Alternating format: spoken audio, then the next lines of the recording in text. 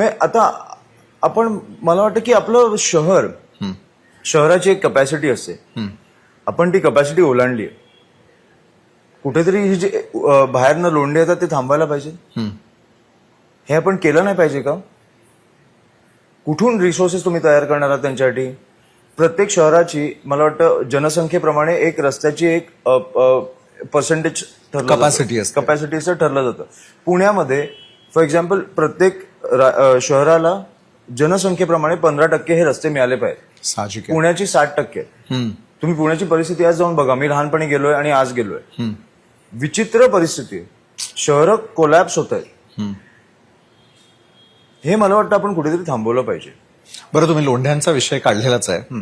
राजसाहेबांसाठी देखील तो अतिशय जवळचा आणि खरं तर हुकमाचा एक्का ठरलेला मुद्दा आहे. बरोबर. पण मला एक सांगा, मगाशी तुम्ही जे एक मागे वक्तव्य केलेलं होतं की लोंढ्यांसाठीच्या येणाऱ्या गाड्या थांबाव्या, ते खरंच सहज शक्य आहे का? आणि त्यावरती संजय राऊतांनी मात्र आक्षेप घेतलाय.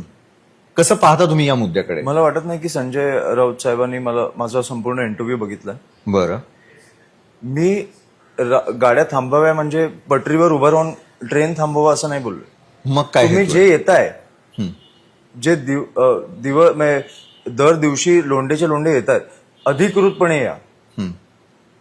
तुम्ही जे येत आहे ते आपापल्या पोलीस स्टेशनमध्ये जा, नोंदवा माझं नाव काय आहे, मी कशासाठी आलोय, किती दिवस आलोय आणि काय काम करायला आलोय. अधिकृतपणे या. आपल्याला माहित नाही कोण कुठून कुठच्या राज्यातनं कसं येतंय, कुठे जाऊन राहतंय. आपल्याला फक्त दिसतात की रस्त्यावर लोक झोपणारी वाढत चालली आहेत. ह्या मुद्द्यावर मी बोलत होतो की कुठेतरी अधिकृतपणे तुम्ही एका राज्यातनं दुसऱ्या राज्यात जाताना कुठेतरी अधिकृतपणे गेला पाहिजे. बरोबर. त्याची नोंद असायला हवी. त्याची नोंद असायला असायला हवा. कशासाठी चाललंय, कुठचं काम करायला चाललंय, कुणाचं काम करायला चाललंय, किती दिवस राहणार आहात, हे पाहिजे ना आपल्याकडे.